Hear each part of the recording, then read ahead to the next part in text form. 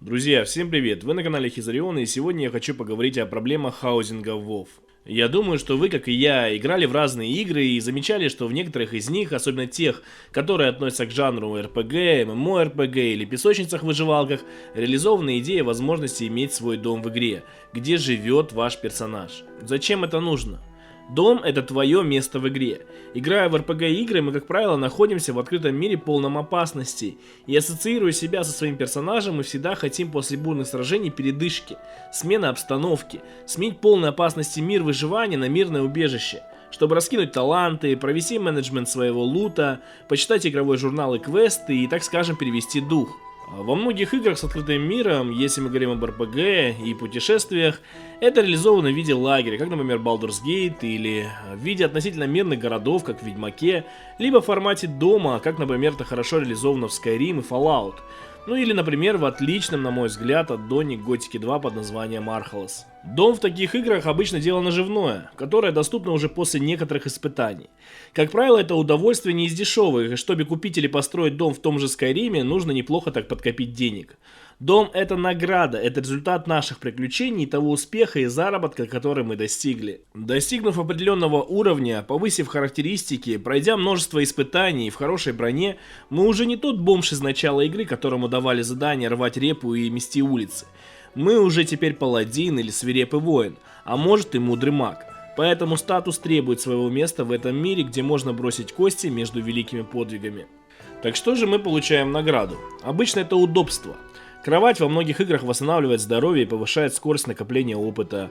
Верстак позволяет заниматься крафтом в удобном для вас месте. Имея дом, вы будете готовы потратить кругленькую сумму на кузню, ведь теперь все необходимое под рукой и не нужно бежать в соседний город к кузнецу. Ты можешь гордо работать в своей кузне. Согласитесь, это приятно. Во многих играх реализована система выращивания небольшого количества растений для алхимии, за которыми можно ухаживать. Также существует возможность завести питомца, часто боевого. Дом в таких играх появляется примерно к середине игры, когда игрок побывал во всех городах и столицах, уже исследовал этот мир, и теперь ему хочется создать для себя максимально комфортный хаб для подготовки к серьезным приключениям. О такой возможности давно мечтали игроки WoW. Проблема была в реализации. Строить дома, как в некоторых других ММО, прямо в игровом мире, это технически очень сложно. Ведь игроков тысячи, а у них по 3, 5, а то и по 10 персонажей. Представьте весь Азерот в домиках, это было бы и эстетически некрасиво. Поэтому мы всегда понимали, что такая возможность будет реализована скорее всего через специальную локацию, что тоже неплохо. Что-то подобное мы получили уже в Дреноре, когда у нас была целая своя крепость, и это было круто, но я всегда говорил, что гарнизон должен быть привязан к гильдии, и это была бы крутая система, вместе развивать свой замок, распределять обязанности, а может еще и штурмовать друг друга, чтобы сорвать гильдейский банк в стиле Clash of Clans, только в формате WoW, но это уже мои фантазии. Гарнизон же для одного человека превратился в игрушку. Немного рутинную, но там были и свои прикольные моменты, и уверен, сейчас есть люди, которые не без удовольствия заходят в свой старый гарнизон. Ну и вот пришел Midnight со своей новой фишкой хаузинг. Прикольная идея, которая позволит игрокам проявить свое творчество и фантазию, возможность кастомизировать игровой процесс в Warcraft, это то, чего как раз не хватает. Хочу сразу сказать, что мне понравилось. Это множество красивых текстур, идея селиться рядом с друзьями и возможность создать свой район. Но это сделать у меня не получилось. Нас всего трое, мы хотели жить рядом, но для района нужно минимум 10 человек. Что для 30-летних любителей игр не так просто сделать. Прикольно и то, что нам можно строить форму своего жилища, выбирать комнаты, их форму и наполнение, это тоже хорошо. Жаль, конечно, что нет возможности, например, как в Расте, строить самому, но мы понимаем, что возможности движка ограничены. Теперь перейду к сути, после всего этого долгого выступления. Практика показывает, что дома — это фича, которая интересна один раз. Районы пустые, игроки построили дома для интереса, но туда не заходят. А почему? Вот тут-то и пошел список проблем, на которые я хочу обратить внимание, в надежде, что идея с домами не будет заброшена, а будет развиваться в нужном направлении. Первая и главная проблема в том, что дом не несет никакой функции. В отличие от других игр, о которых я говорил, дом геймплейно никак не обусловлен. От него нет толку, это просто локация с красивыми декорациями, музей, в котором мы расставили экспонаты. Я удивился, когда понял, что в построенном мной доме единственный интерактивный предмет — это стулья и свечи. Уверен, есть и еще что-то, но толку от этого ноль.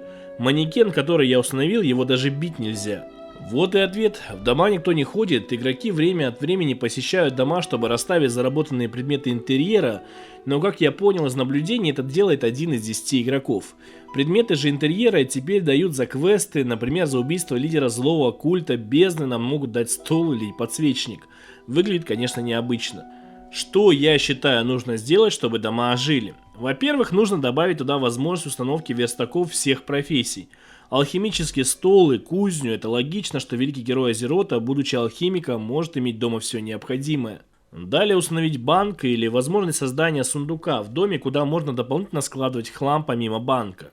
Круто было бы реализовать идею с манекенами для оружия, где мы бы могли выставить любимую броню и оружие. Кто не захочет выставить на стенках клинки Азенота или Торидал, уверен, каждый игрок хотел бы реализовать свою личную оружейную.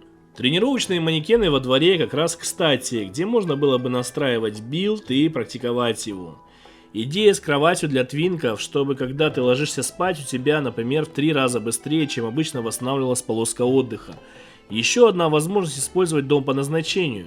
Или вместо этого баф, отдохнувший в домашней постели, который, например, бы увеличивал получаемый опыт на 10% в час. Во дворе можно было бы реализовать небольшой сад, и как это было в Дреноре.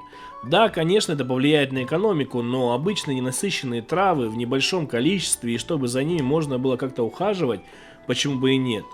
Установка и развитие пруда с рыбой для рыбалки — это все должно быть дорого и не так просто получить, но игроки, которые к этому пришли, чувствовали бы еще одно достижение. Уверен, было бы прикольно, если бы в нашем доме можно было поселить твинков, чтобы они, как NPC, пребывали там, пока мы играем мейном, и наоборот. Чтобы они там в зависимости от размера дома сидели за столом, гуляли по двору, тогда бы наш дом ощущался живым, а не пустым. Уверен, многим бы это понравилось. За большие деньги можно было бы установить порталы в разные города. Дом можно и нужно развивать. В игре, где все в конечном итоге сводится к цифрам, дом не должен быть лишь набором декораций. Он должен помочь игроку оптимизировать свой игровой процесс, но по желанию, если ему это интересно как альтернатива. Я понимаю, что некоторые скажут, что тогда города опустеют, а я скажу: нет, не опустеют, там останутся учителя, квест-гиверы, вендоры и прочее, но дом может и должен играть роль зоны спокойствия и творческого уединения, чтобы там было чем заняться, пока мы ждем инвайта на БГ или в подземелье. На этом у меня все, друзья. Пишите, что вы думаете о хаузинге WoW и как вам моя идея. Пожалуйста, подписывайтесь, чтобы я мог реанимировать свой канал и снимать еще больше видео.